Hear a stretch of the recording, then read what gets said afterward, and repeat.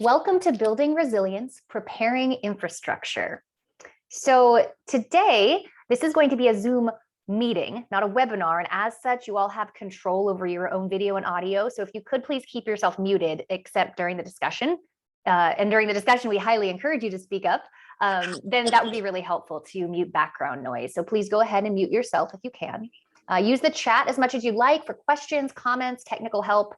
The event is being recorded. So please take a moment to type your full name and affiliation into the chat. That's going to be our sign-in sheet today, and I'd be really appreciative.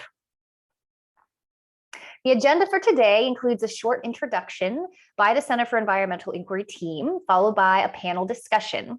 Next, we will get input from audience members who would like to share, then some quick feedback from all of you via the chat before returning to the panel for our final thoughts. But before we do any of that, we actually have a question for each of you, and we will ask you to type your answers into the chat. So the question is, how have extreme events like fire, flood, drought, and heat impacted your ability to access infrastructure services? And what were the personal consequences to you? So to put that into plain English, for example, maybe a public safety power shutoff due to fire danger made it unsafe for one of your elderly relatives to stay in their home without air conditioning. Or maybe irrigation restrictions due to drought have prevented you from watering a home food garden. So the question again, if you could type your answer into the chat, is how have extreme events like fire, flood, drought, and heat impacted your ability to access infrastructure services? And what were the personal consequences to you? All right, so while you are all doing that, I would like to welcome you to the 5th lunch in the North Bay Ford's Building Resilience series. So this is a year-long conversation, and it's focused on ways that we can all work together to build resilience to climate change in our region. For those of you who may be new, North Bay Forward discussions are focused on ways to increase collaborations that enhance sustainability and resilience. We invite speakers to highlight best practices in the region and then discuss ways to best support or expand these efforts. If you'd like to be involved in planning these events, please send an email our way. We would like to thank the Regional Resilience Working Group of the SSU President's Sustainability Advisory Group for helping to plan and host this event, many of whom are here today. And now I would like to turn it over to Kristin Cushman, co-founder and CEO of EcoShift Consulting. She'll give us a little background on how our community is protecting infrastructure in the face of climate change. Then we'll introduce our speakers and moderate the discussion. Thank you. Again, my name is Kristin Cushman. Thank you all for attending this series. It's really important to have as many voices participate in this discussion. Our firm, EcoShift, is working with Sonoma State University to build out their climate action planning process. That planning process aligns with the goal of building community resilience. And so that's my affiliation with this group. Our climate action plan will not only include actions to achieve carbon neutrality, but also to identify ways that SSU can work with regional organizations to build resilience to climate events. So today we're going to talk about preparing or hardening infrastructure. And when we use the word infrastructure, we are referring to roadways, the built environment, and water and energy systems that help our communities remain reliable. Hardening refers to the tools and techniques that we can use to strengthen and protect these systems in preparation for unexpected climate disasters. So we're going to hear from our panelists today about the tools and techniques that they are using or applying in Sonoma County. We're going to talk about fire suppression techniques, localizing the energy grid, and building more resilient communities. So with that, I want to introduce our panelists. We have somewhere in this frame, we have Tennis Wick. He is our first panelist. Hi, Tennis. He's the director of Permit Sonoma, and we'll be talking about projects in the county and community concepts that are addressing the issue of reliability.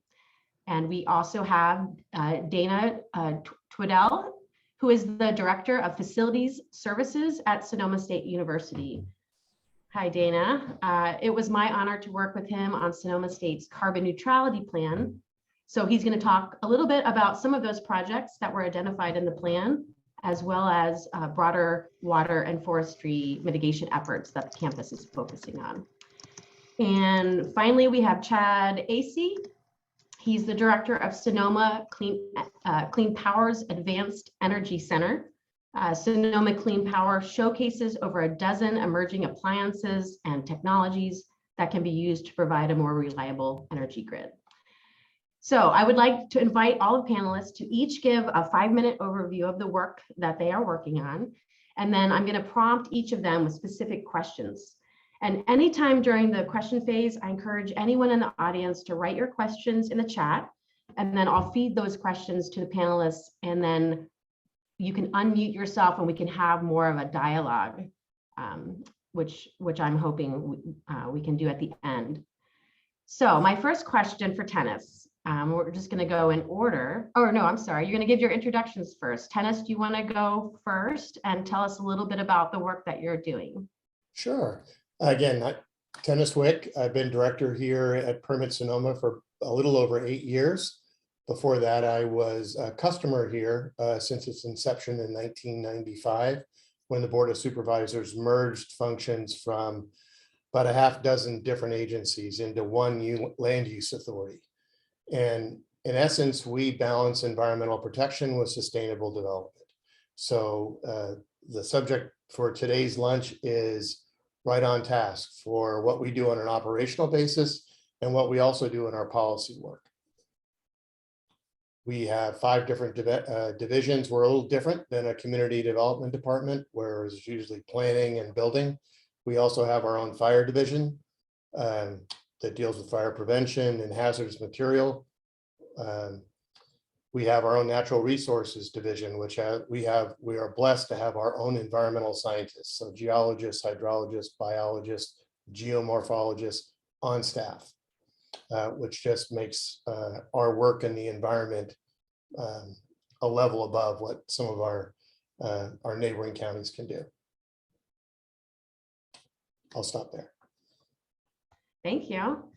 And Dana, do you want to go next? Talk a little bit about your role and some of the projects you're working on. Wonderful. It's wonderful to be here. Thank you so much for the invitation. So yes, my name is Dana Twedell. I work at the beautiful campus of Sonoma State University. I've been here since 2019. I've been in facilities for 25 plus years now. We are a smaller campus that can house up to 10,000 students. And I don't know if everyone knows, but Sonoma State University is part of the California State University system. We are 23 campuses strong, and I think that's what makes us so great. Sonoma is one of the smaller campuses, and like I said, we're 10,000 students up to enrollment. Then also we have 3,000 students up to that can live on campus.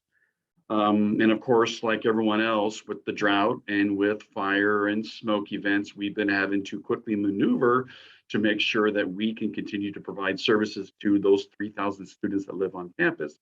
And of course, so we can continue to further that academic purpose, which is why we're here. And I'll leave it at there for now. Okay, thank you. You bet. Chad, you want to go next? Sure. I represent Sonoma Clean Power. Sonoma Clean Power, for those of you who haven't met us, we are the local power provider for both Sonoma and Mendocino counties. So we purchase the power and then we transfer that power on PG&E's lines to your home or business. A little bit more about Sonoma Clean Power. We are not a solar company. However, we do invest in local solar projects up to 1 megawatt. We have projects in Cloverdale, Willits, and multiple projects in Petaluma. However, when we discuss solar, we always discuss the need for storage added to your solar system. So whether it's at your residential storage at home or in your business, we talk about that storage opportunity for you. We also have a great grasp on the electric vehicle market and the need for infrastructure for electric vehicles. We expect the electric vehicle to assist our homes during a resilient need. And so we're going to help overcome those stigmas and barriers of the electrical vehicle market in our area by adding more infrastructure. And we're working hard on that. And we are working on a resilient need for load reduction capability. So we're working our team is trying to use appliances and ways to help lower the load on the grid during these type of events. Our local energy, or one of our local packages that we provide to our customers, is an evergreen service. This power package is 100% local, 100% renewable, and it's 24 hours of energy. So this is incredibly important to talk about how this package can help our community be self-reliant during certain events as well.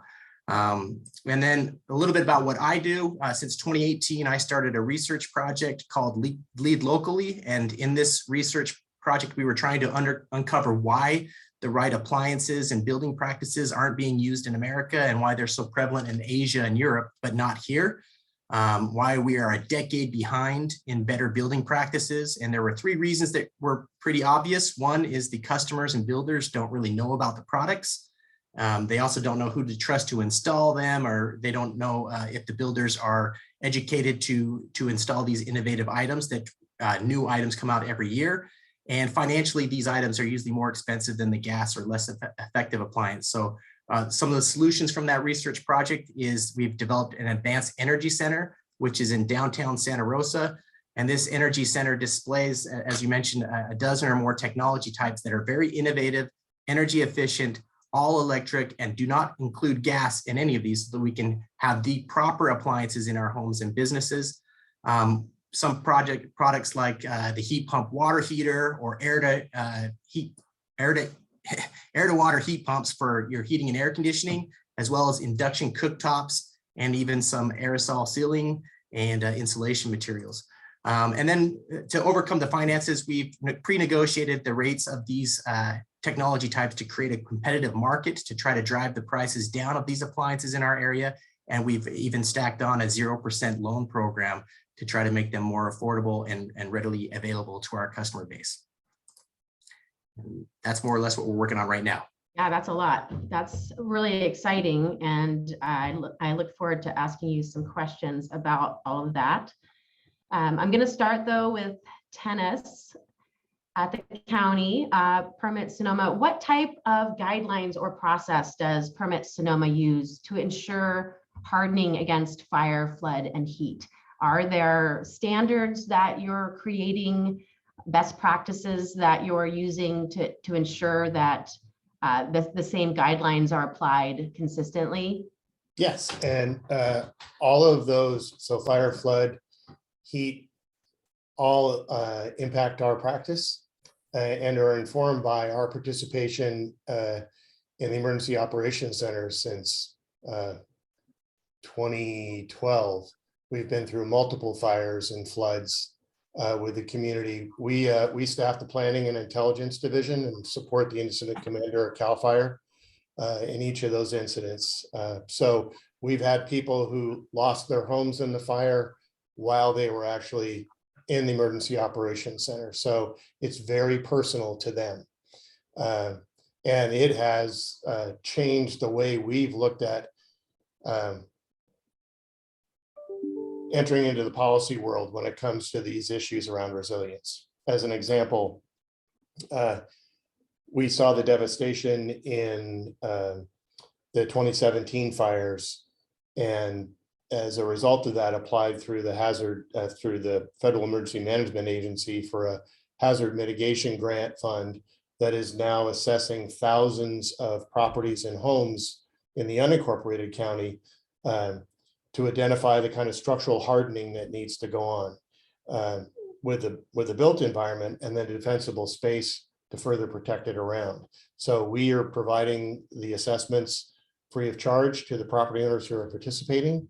And then the second phase of the grant program will be to actually commit to a 75-25 split funding for people to make those improvements. Because in the land use framework in Sonoma County that we've all wonderfully bought into of city center growth, with urban growth boundaries and community separators, open space district requiring properties, and then transit-oriented development around the SMART train and our transit systems. We don't want to see that much growth in the periphery in the unincorporated county. So what we're dealing with mostly there is a built environment that dates back to World War II or earlier. So it's really, really important if we're going to protect our citizens to focus on those measures that can protect existing homes with proper roofing and ventilation and foundations from evercast and defensible space. We also are the same shop that administers floodplain on behalf of the entire county, cities and county.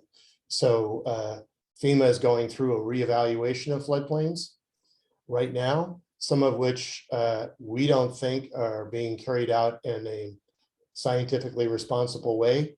And the result is that we have large areas, for instance, of moorland, where the feds are speculating that there will be flooding in the immediate future, and will be requiring flood insurance, which would be an enormous cost increase for those renters and owners of properties in the area. We had this doesn't happen too much in your professional life, but we had them claiming that Todd Creek would overflow.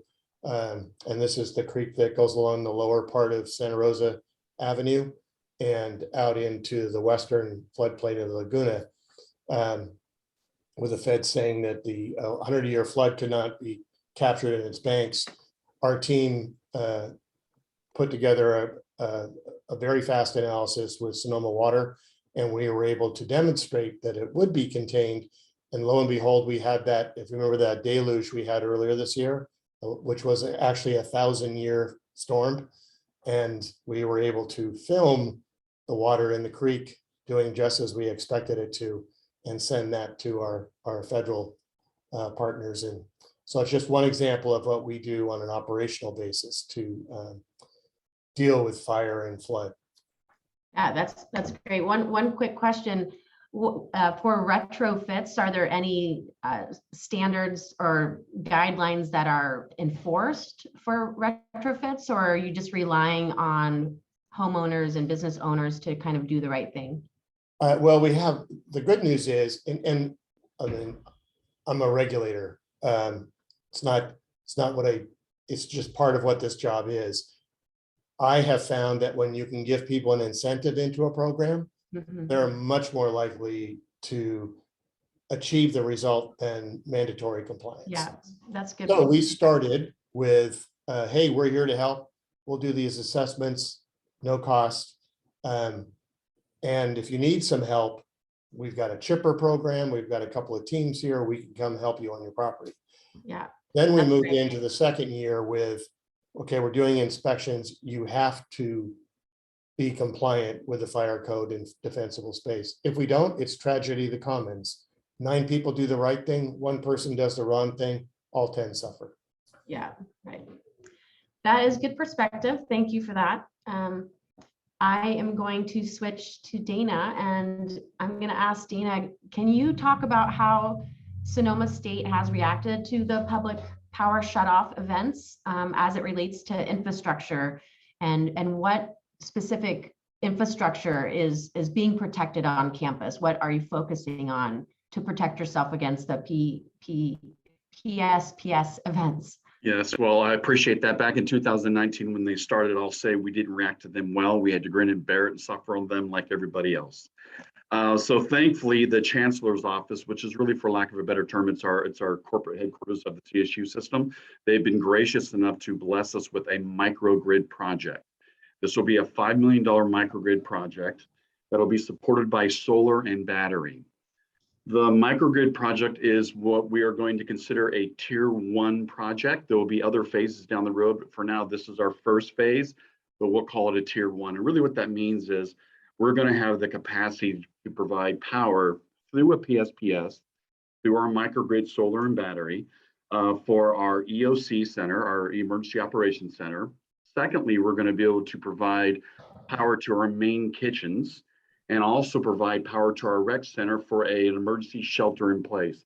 The campus has, over the last few years, been operated as an emergency evacuation center. We want to be able to have the capacity through our microgrid, supported by solar and battery, provide emergency shelter for the camp, for not only our own community, but also the community outside of our neighborhood, outside of our campus rather.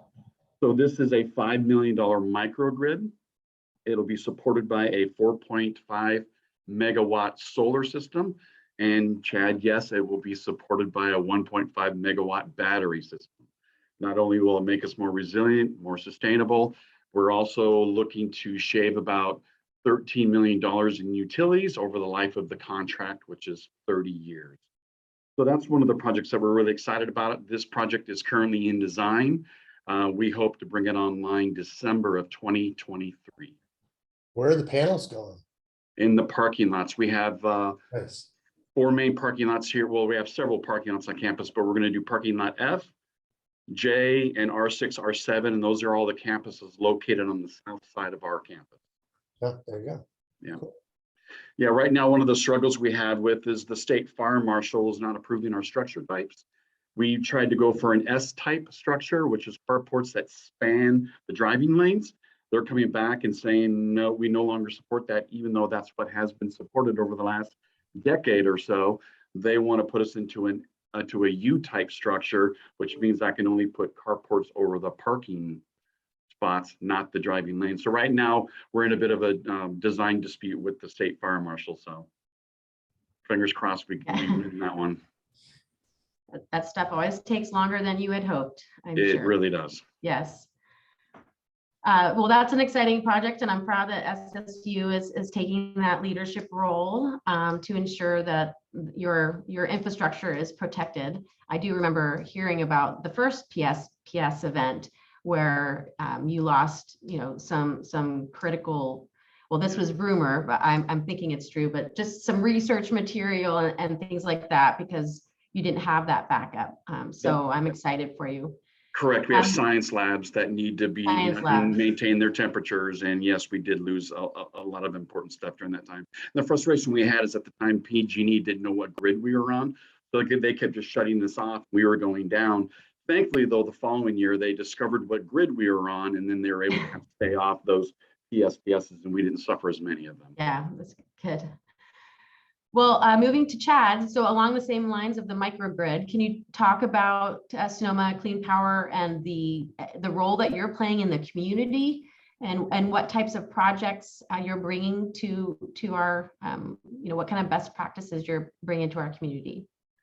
Yeah, in a couple areas. One is just the form of power that we have that supplies our community. Solar works during the day, does not work at night. And so we need to find 24 hours of power. So we're really working on bringing other sources of energy and trying to create that here locally. So we are self-reliant. So we're looking at wind, water, and specifically geothermal to increase that power mix. And that can help cover those nighttime hours, which are mostly the peak hours that we use the energy the most. So that's important. But as the other two presenters have mentioned, it's very important to talk about storage. It's important to talk about how storage can tie in with this new wave of what's called a microgrid. And we are partnered with the county on a couple projects in that to work on different microgrid sites throughout our community. I'm hoping that legislatively that opens up the door for more residential and commercial microgrids to be available to us. But that's where we're moving on that end. But for the average individual, how they can help harden and help assist the grid is through just changing out your appliances and putting them into a more efficient appliance that can help lower your need of energy. So that's very it's also important to know that we have services that allow you to use smart appliances. When you have smart appliances like your car charger, your smart thermostat, your water heater, we can actually adjust the load that goes to those appliances. So there's two ways that you can participate. You can participate where we can do that for you and we can help it out during a large event to help reduce the load on the grid, which can help reduce the need for us to reach out even beyond the state and bringing power to our location. This happened last year during one of the fires where we had to draw power from Oregon down to our area. So the more we can become self-reliant, the less we have to do that. And as a community, we can help assist that through programs that allow us to load or reduce that load. There's also a behavioral aspect in that where you can sign up and you can be taught how you can reduce your own load, and it can save you money out of your pocket, as well as receive some benefits from that as well. Yeah, that's more or less some of the areas you can harden. But if you, the hard thing for the average individual is how you can do this. And so we wanted to make it very simple, and we wanted to create a location for you to come to learn about this. And that's where the Advanced Energy Center comes into play, to really teach you about this and get you involved with the appliances. And not many people know, for an example, what an induction stovetop is, and that it's a magnetic form of cooking. It's very safe. You can put money underneath your pot and cook, and it won't even burn your money. It's that fun to use. It's famous within the Michelin rated restaurants and the chef world, but we as individuals haven't kind of caught on to that. We're still archaic in our nature and wanting to cook with fire. So I went down to your facility. What's the retail store? The Advanced Energy Center. Yeah, that was really cool to see the induction process. And for the average individual, you have to sometimes see it in person and feel it and touch it and experience it. That's what that is about. So that's another direct way we're trying to get to the community on hardening the grid through the appliances you can replace in your home. May I ask you about one of the first things that you said, as a resident, Sonoma Clean Power is trying to work with residents to help us leverage our energy. Is that correct? Can you talk a little bit more about that? We're not for profit. So every dollar that comes to us is invested back into the community. And we want to invest in something that will have the most impact as a community. So our power source, we're trying to invest locally. We're not going to buy or invest in projects that are outside of our area. We want to build them here. We have solar farms that we have built in Petaluma and in Cloverdale that can help service our community, but that's solar. We need to find other forms of energy like geothermal. We're lucky that we have the geysers to supply such a good portion of our energy. However, as we grow as a community, we need to become more self-reliant in those nighttime hours and bring in more of that power. I misunderstood. I was thinking that you were talking about some kind of virtual power plant where you can control the energy that is flowing through my home and give the excess to my neighbor, but that was a different. There is a battery that can do that. They use that in Europe. We don't use it here yet, and I don't know if we come to the point where we can share with our neighbors yet, but yes. Yes, okay. Can I bring up a quick audience comment, by the way? Yes, I was gonna ask about that. So somebody's mentioning this is the comment, the smart appliances are great for those with money to buy new things, but in rural Mendocino, where this person lives, they're not realistic solutions. Well, that gets into the financials and the difficulty of switching over to what is right in your home. I think that that's a challenge that all of us experience, and at least almost all of us experience, depending on what your income level is. And for that reason, the purpose of the Advanced Energy Center is to draw in new streams of supply, so new brands. So there's new batteries in our area, new water heaters, and new heating and air conditioning brands and manufacturers that are participating there that have never been in our Northern California area before. The more brands we can bring in, the more competitive market we can get, the lower those prices go down.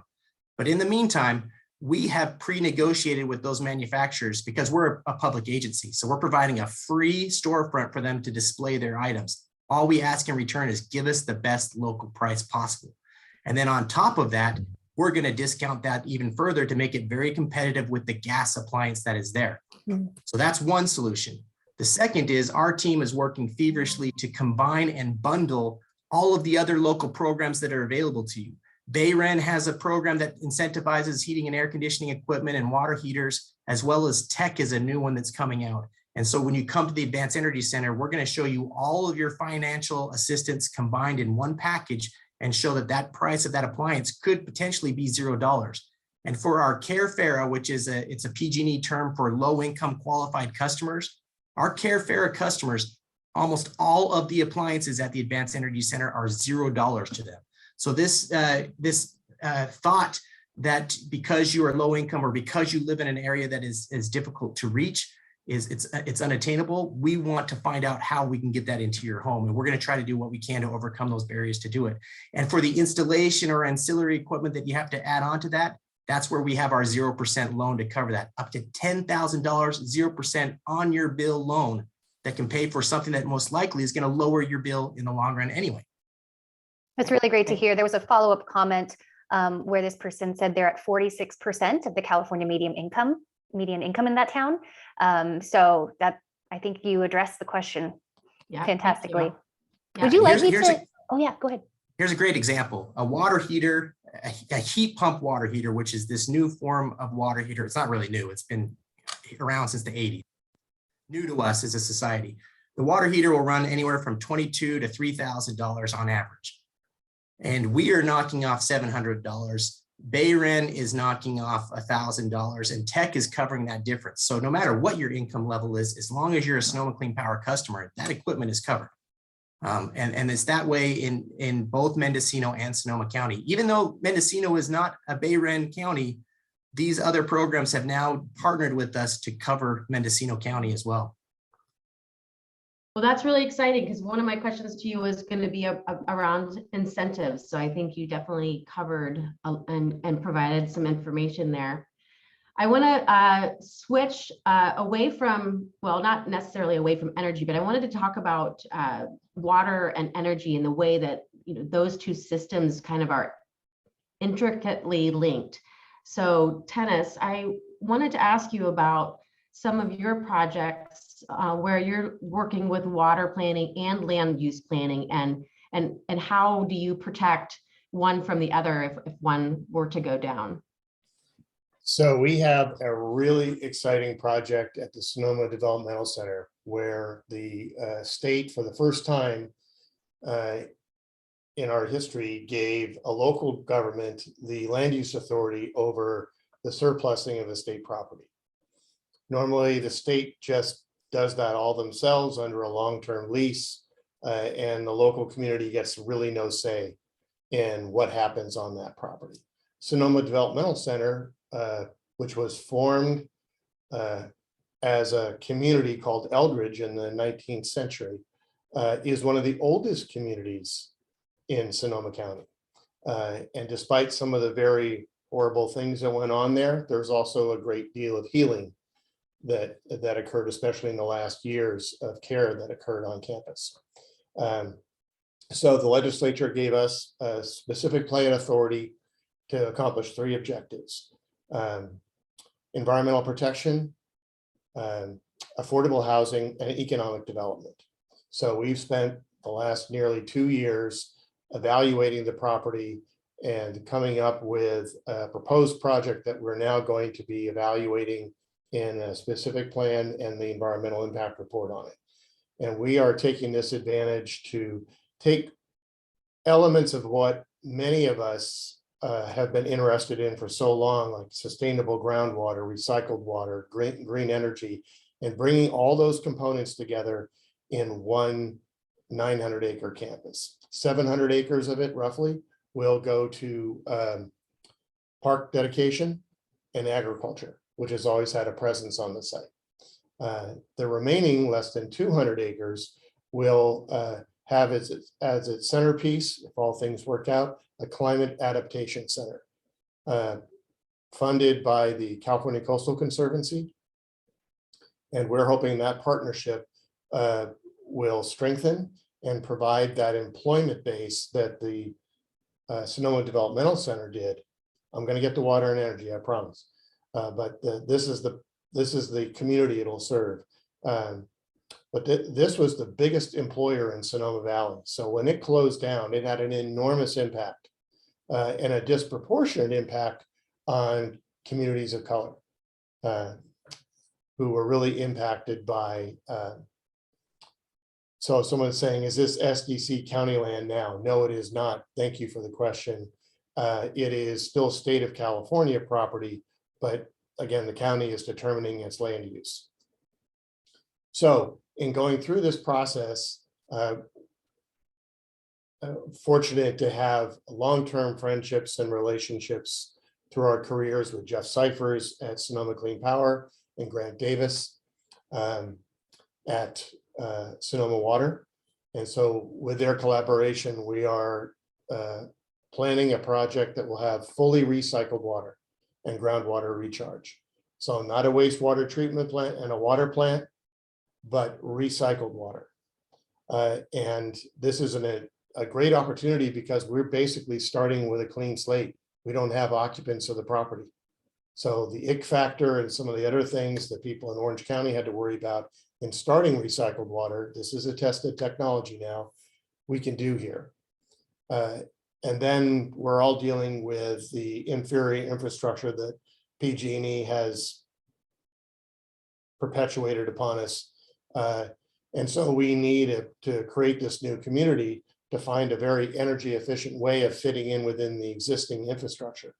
And as Jeff and Chad will probably tell you, a number of people want to do a microgrid because it's that next cool thing. Well, you actually need one here, again, to make sure that you have renewable power and that power that you may export or need to import fits within the existing distribution center. And a sustainable community just can't be a sustainable home. It's got to truly be a sustainable community. So we have a significant portion of affordable housing in this, 25%, where normally some jurisdictions look at 10 to 15 or so it's going to be expensive, but we think it's an important investment to make so that the people who live here can afford to do so and hopefully be close to multiple job opportunities. Then there's the issue of mobility. It would be tragedy if we created something like a climate adaptation center with recycled water and green power and had everybody driving to work in single occupant SUVs every day. So the challenge that we're going to put on the project is, this is the time to divorce ourselves from the, and I promise to find a better verb for it, from individual automobiles, but to really truly have a car share pool of electric vehicles that will be available to people in the community to make those local trips that are necessary in their everyday life. So that's just getting started. People can go to the SDC specific plan. It has its own webpage, or you can go to permitsonoma.org and go to long-term plans and find it there. Sounds like a very exciting project. We will look forward to seeing and hearing about that in the future. It has a lot of the similar elements, I think, as to what Dana is working on at Sonoma State. Yeah. Do you want to talk, Dana, about some of the challenges that you're facing as it relates to reclaimed water versus well water and what some of the vulnerabilities are? Yes. So as Kristin mentioned, our domestic water comes from well water. We have 3 large tanks that are, so we can store a capacity up to 850,000 gallons. They're brand new tanks for us.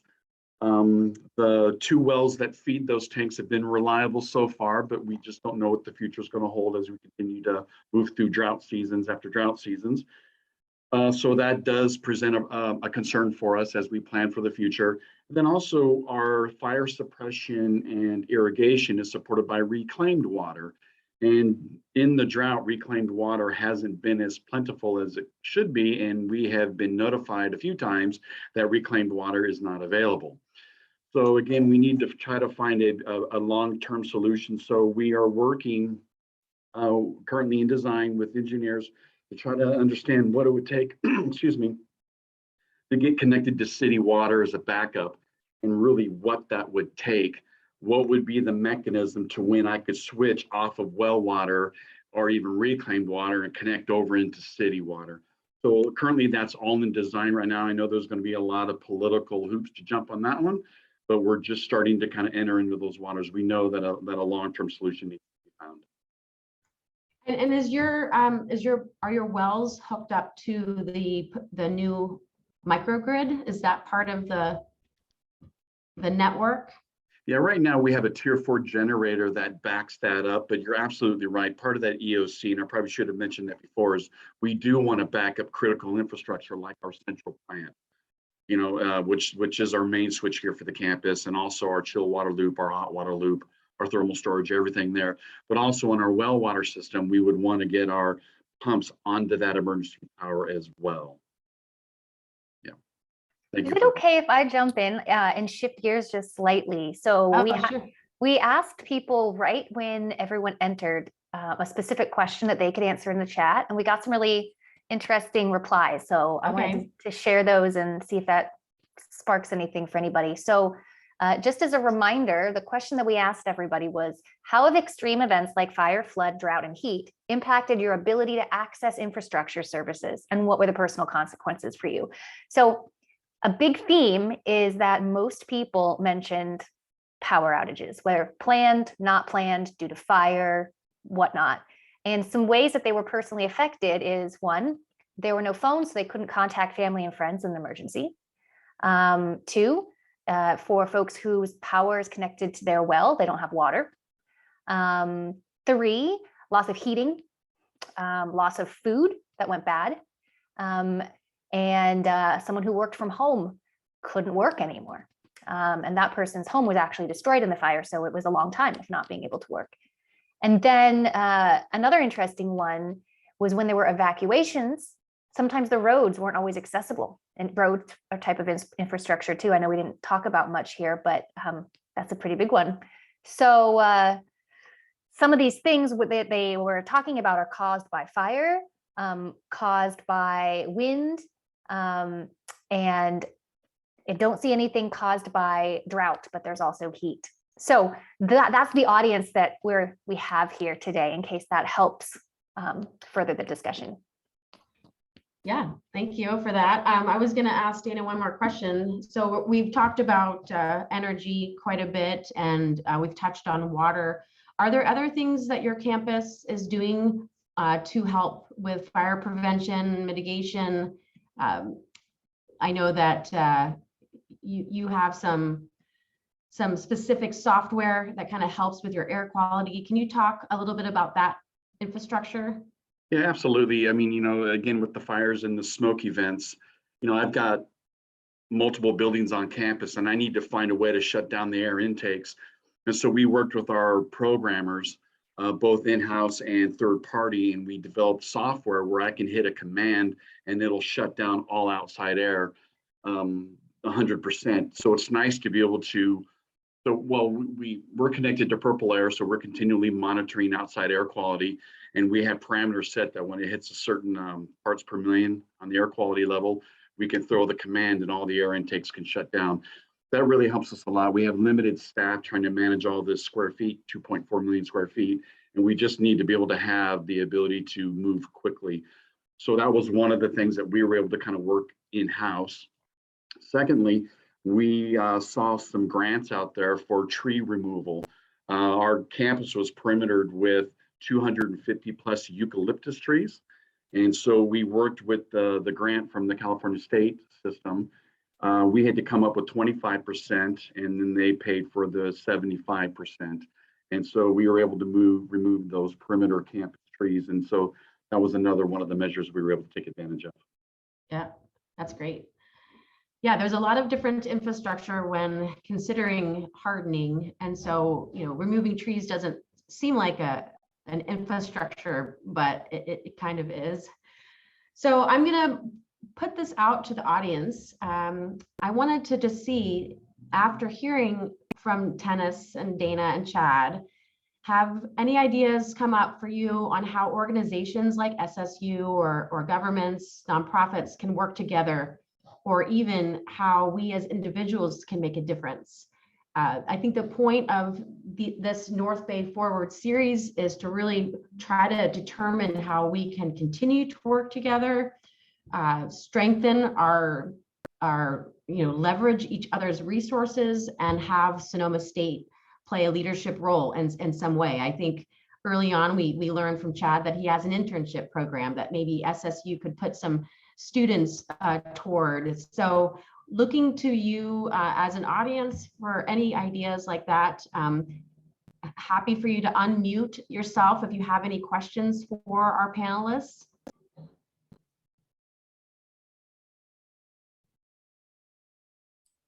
Does anyone have any questions? I have a question. I have a Yes, question, go but ahead, it's, Nadia. it is not directly on that collaborate. Well, it's kind of related to collaboration in some ways. I just wanted to know, do we know what success looks like? Like, do we have common goals that we are measuring accomplishments towards, and we'll say, yes, we've finally we've hardened our electrical system or our water, whatever. Is there a document that you're following that would help with those kinds of collaborations? I think that might be a question for tennis, but I'm sure, Chad, you also probably have a formal plan in place, as does Dana. Tennis, do you want to take that question? Sure. Fortunately, for those that, well, we're all federal taxpayers, I assume. Anytime we get a grant, we have to identify metrics as part of that. But it's really, I think, to get to Claudia's point, we do need a community. It's great to track on a grant basis how well you're doing. It's good to have metrics so you know what you're achieving. But I think what you're getting to is a whole community. So there's going to be a bit of tussle just because we have a very decentralized government in Sonoma County with the regional climate protection authority, with the county of Sonoma. We've got Sonoma Clean Power and Sonoma Water, which are separate governments. But we're going to be overhauling our general plan starting in April. And we're going to start the conversation. Who ends up providing those types of metrics and goals that the whole community can identify will hopefully be a collaboration, not just any one organization. But I think we absolutely need that. If we expect people to make meaningful changes in their lives to improve the environment, we have to provide those goals for them. I mean, if we all just focus on changing out our cooking system while we're still driving fossil fuel vehicles, I know this will get to BC's heart, we're not really going to accomplish much.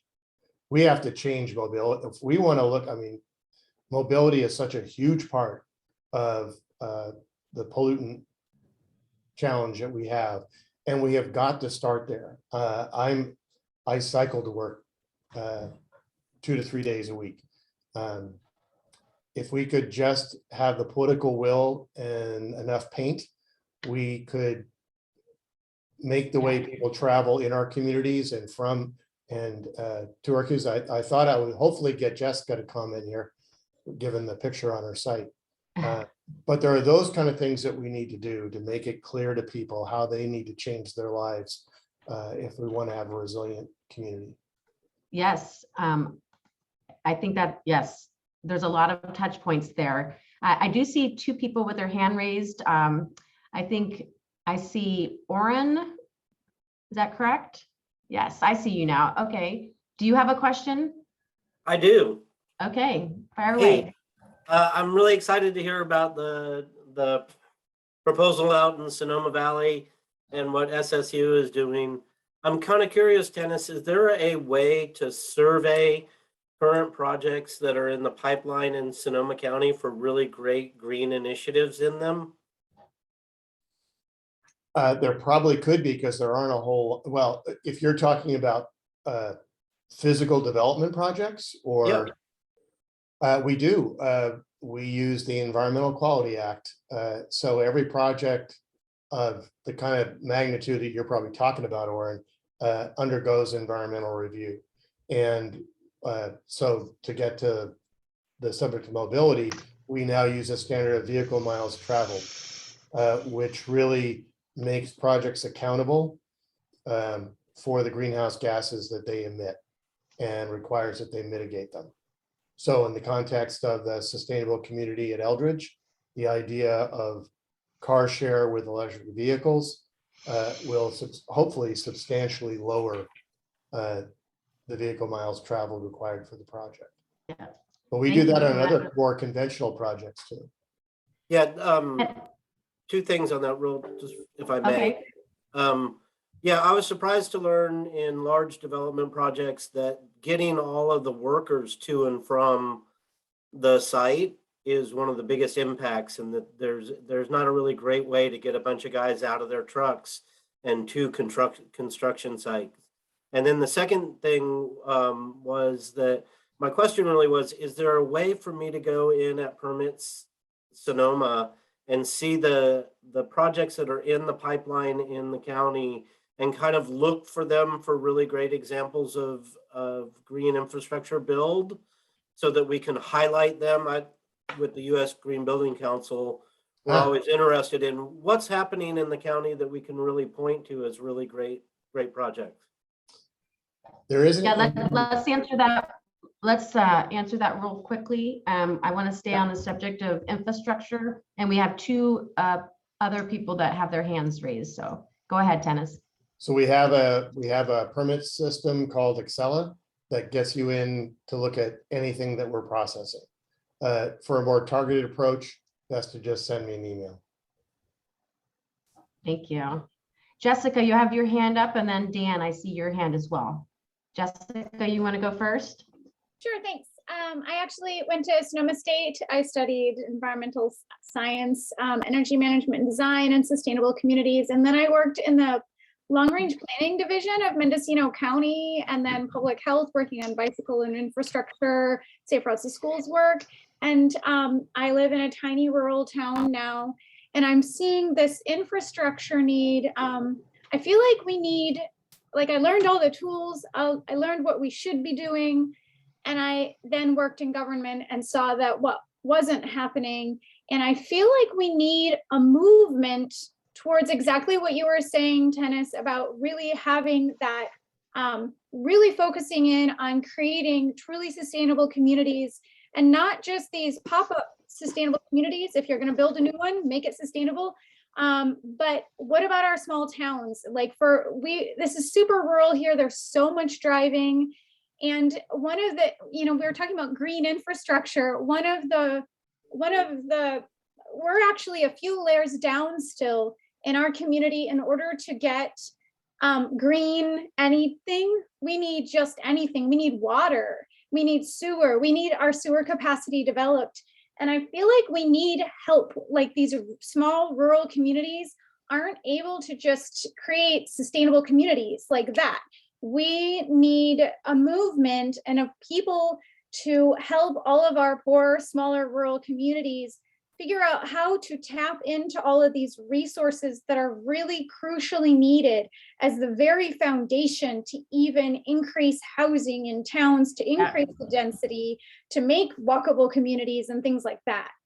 So how do we do that? Jessica, I think your question is spot on. I think, Tennis, if you can answer that in 30 seconds or less, because I want to make sure Dan has a chance to ask his Well, question. Jessica, I'm glad you're a sea wolf. I'm glad that you're in the profession. That gives me hope as a grandpa. And we've got to be bold. Please contact me. I would love to speak with you more.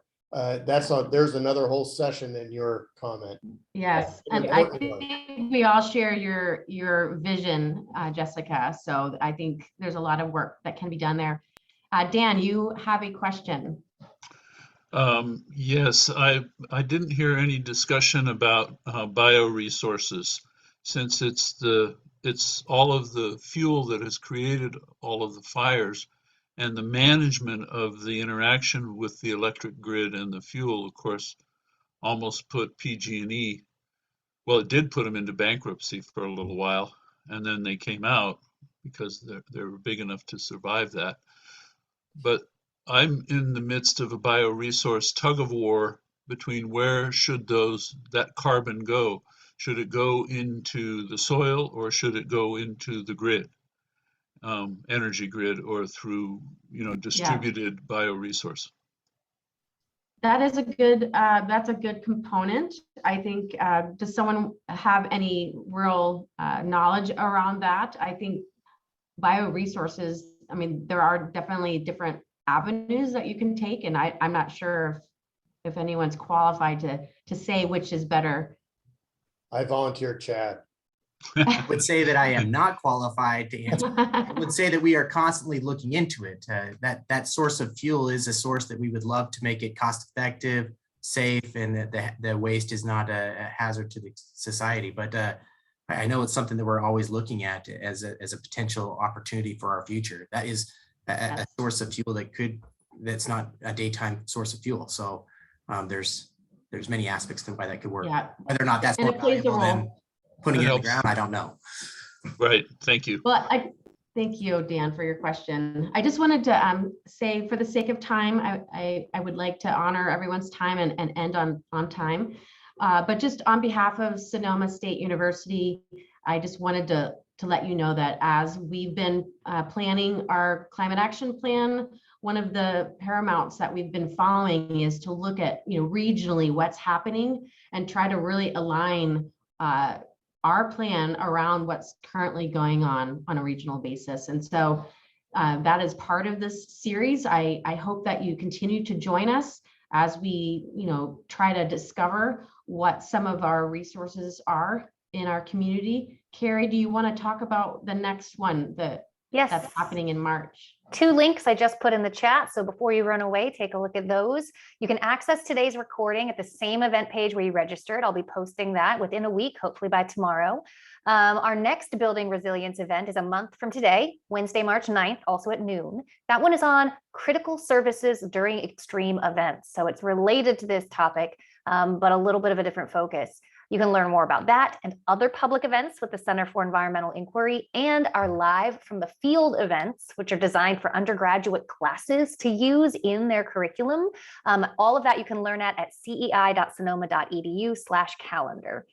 If you have any questions, comments, even if it comes up a week or month from now, please do not hesitate to contact me or Kristin if you want to get involved further with any of these collaborations. We truly invite you to be a part of this. So please yes, go ahead.